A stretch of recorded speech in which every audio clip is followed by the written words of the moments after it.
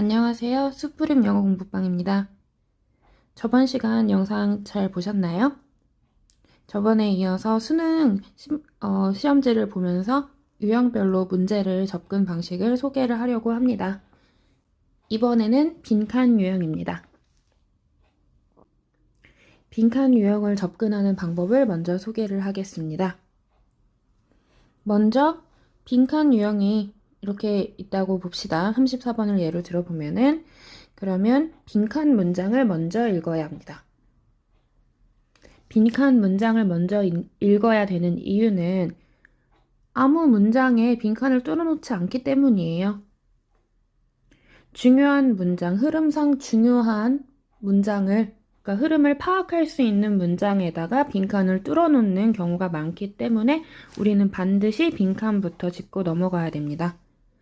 그러면 빈칸 문장을 읽을 때 뭘 해야 되냐? 읽으면서 이 글의 키워드를 먼저 유추를 해보는 거예요. 키워드라는 거는 어려운 게 아니고요. 이 글에서 무엇을 이야기하려고 하냐, 그런 것들을 자기가 체크를 해보면서 짚어봐야 된다라는 거예요. 워밍업을 하는 거죠. 그리고 빈칸에 중요한 힌트가 있으면 그것을 꼭 체크를 하고 넘어가야 됩니다. 힌트라는 것은 이런 게 있겠죠. 예를 들어서 앞에 not, 부정어가 있어요. 빈칸 앞에 not. 그럼 빈칸이 아니다라는 거죠. 여기서 많이 틀려요. 그쵸? 빈칸이 아니래요. 그러면은 빈칸 키워드를 찾아놓고 그것의 반대를 골라야겠죠. 예를 들어서 빈칸에 들어갈 키워드가 뭐 후천적이다, 후천적이다 라고 해요. 그러면은 후천적이 아니다, 선천적인 걸 골라야겠죠. 이런 식으로. 헷갈리면 안 되죠. 그래서 빈칸을 먼저 꼼꼼하게 읽어봐야 돼요. 그리고 선생님한테 많이 하는 질문들 중에 하나가 빈칸 유형 꼭 다 읽어야 되나요? 라고 하는데요.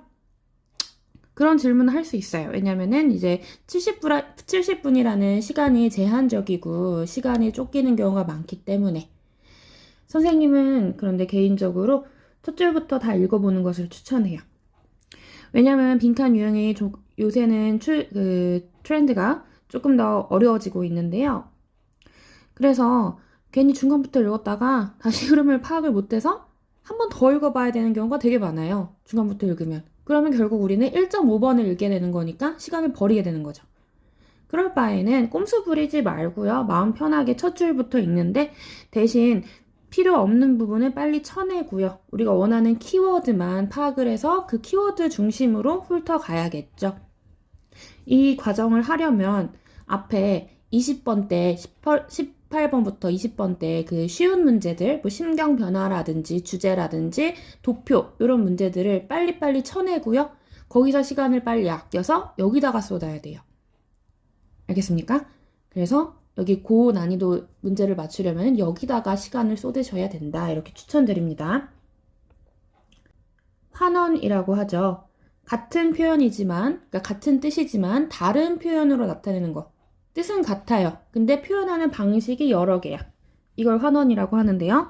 모의고사에는 특히 빈칸에는 그런 유형이 되게 많이 나와요. 그래서 키워드를 꼭 정리를 해야 된다라는 거고요. 예시를 쉽게 들어볼게요. 예를 들어서 빈칸에 빈칸 문장이 뭐 이런 거였어요. 여성의 경제활동의 증가는 빈칸이다. 이렇게 나왔어요. 뭐 여성의 경제활동의 증가는 빈칸이다.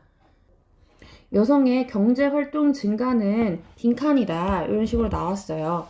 키워드는 쉽죠? 여성의 빈칸활동, 경제활동 증가는 빈칸이야. 근데 글을 읽어보다 보니까 이렇게 나와요. 여성이 회사에서 일하는 것은 이러한 의미가 있다. 여성이 돈을 버는 것은 이러한 의미가 있다. 여성의 소득은 이러한 의미가 있다. 감이 오시나요?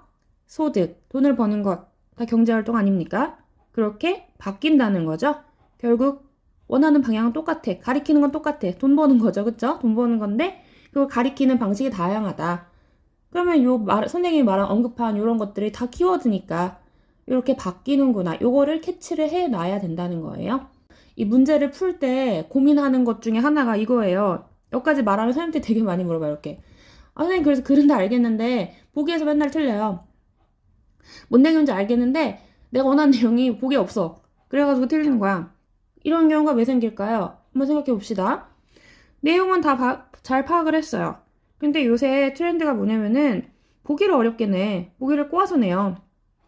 그러니까 예를 들어서 빈칸에 뭐 후천적이다 이런 내용이 들어가야 돼. 근데 보기에 1번부터 5번까지 후천적이라는 단어가 하나도 없는 거예요. 그러니까 헷갈리지. 그치? 이런 경우는 어떻게 접근을 하면 되냐? 좀 전에 선생님이 말했던 paraphrasing, 환원을 다시 생각을 해보세요. 후천적이라는 거는 다른 표현으로 보기에 나타나 있을 거예요. 뭐가 있을 거야. 요걸 선생님 캐치를 해야 돼요, 우리가. 그러면 캐치를 할 때 어떻게 생각을 하냐? 보기로 넘어가기 전에 이 빈칸에다가 빈칸에 꼭 들어가야 되는 키워드가 뭔지 한번 생각을 해보는 거야. 손으로 진짜 적으면 좋겠지만 현실적으로 모의고사에선 그런 시간이 별로 없잖아요. 그쵸? 그러니까 빨리빨리 풀어야 되니까. 그럼 머릿속으로 우리가 여기 꼭 들어가야 되는 키워드가 뭔지 몇 개를 정리를 하는 거야. 그리고 보기로 넘어가세요. 그러면은 보일 거예요. 예를 들어서 후천적을 다시 예시로 들어볼게. 빈칸에 후천적이 들어가야 되는데 1번부터 5번까지 직접적으로 후천적이라는 언급이 하나도 없어. 근데 3번에 이런 게 있는 거야. 사회 문화 활동을 하면서 얻어진 것이다. 사회 문화 활동을 하면서 얻어진 것이다. 이게 뭐야? 자연 발생이 아니라는 거잖아. 원래 있는 게 아니라는 거잖아요. 이게 후천적이겠죠? 이게 paraphrasing이라는 거예요. 이런 식으로 접근을 해야 합니다. 자, 간단하게 훑어봤고요. 그럼 본격적으로 문제 들어가겠습니다.